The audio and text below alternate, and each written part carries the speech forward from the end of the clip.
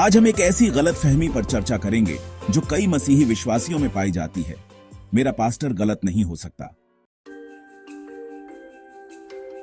यह सच है कि परमेश्वर ने पास्टर्स को उनकी मंडली की अगुवाई करने के लिए ठहराया है और हमें उन्हें आदर देना चाहिए। लेकिन जब हम यह मान लेते हैं कि वे कभी गलत नहीं हो सकते, तो हम अंधभक्त बन जाते हैं और सत्य को जांचने की जिम्मेदारी से दूर हो जाते हैं। पवित्र शास्त्र प्रेरितों के काम 17:11 बिरिया के लोग थेस्सलुनीके के लोगों से अधिक उत्तम थे, क्योंकि उन्होंने बड़े उत्साह से वचन को ग्रहण किया और प्रतिदिन यह परखते रहते थे कि ये बातें पवित्र शास्त्र के अनुसार हैं या नहीं। पास्टर का महत्व और अंधभक्ति का खतरा। पवित्र शास्त्र हमें सिखाता है कि हमें अपने अगुओं का आदर करना चाहिए। इब्रानियों 13:17 अपने अगुओं की बात मानो और उनके अधीन रहो, क्योंकि वे तुम्हारी आत्माओं के हित के लिए जागते रहते हैं। लेकिन इसका मतलब यह नहीं कि हम उनकी हर बात को बिना परखे स्वीकार कर लें। यह सोच कि मेरा पास्टर गलत नहीं हो सकता खतरनाक हो सकती है और हमें भटकने पर मजबूर कर सकती है। बाइबल में अगुओं की गलतियां।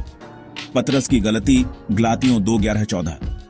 पतरस, जो यीशु के करीबी शिष्य थे, ने यहूदियों के डर से गैर यहूदियों से मेल जोल बंद कर दिया।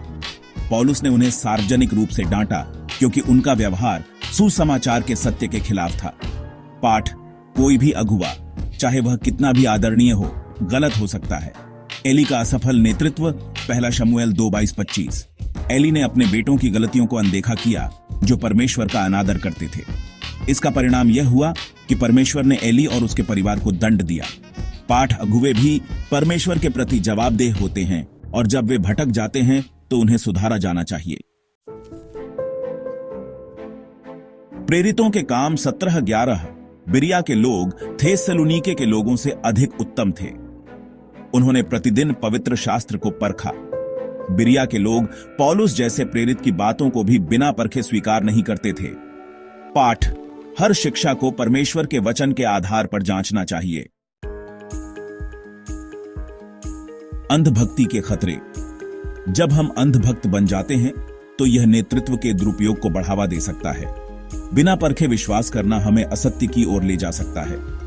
एक समय आएगा जब लोग सही शिक्षा को सहन नहीं करेंगे, बल्कि अपनी इच्छाओं के अनुसार ऐसे शिक्षक ढूंढेंगे जो उन्हें वही बताएं जो उनके कानों को भाता हो। जब हमारा विश्वास केवल पास्टर पर निर्भर हो जाता है, तो हम अपने व्यक्तिगत आत्मिक विकास की उपेक्षा करने लगते हैं। सही दृष्टिकोण। मसीह को केंद्र में रखें। यीशु मसीह ही हमारा मुख्य अगुवा है। पास्टर और अगुओं का आदर करें, लेकिन उन्हें परमेश्वर के वचन से ऊपर न रखें।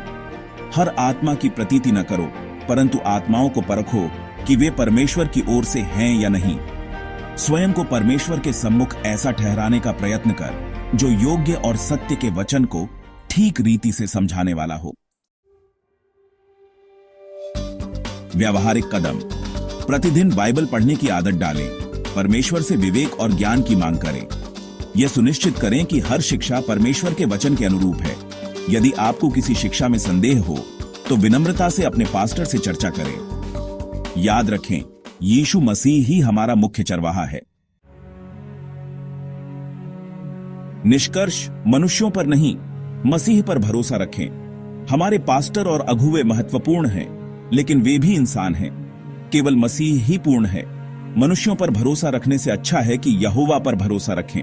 हमारी नजरें हमेशा यीशु पर होनी चाहिए, जो हमारा सच्चा और सिद्ध मार्गदर्शक है।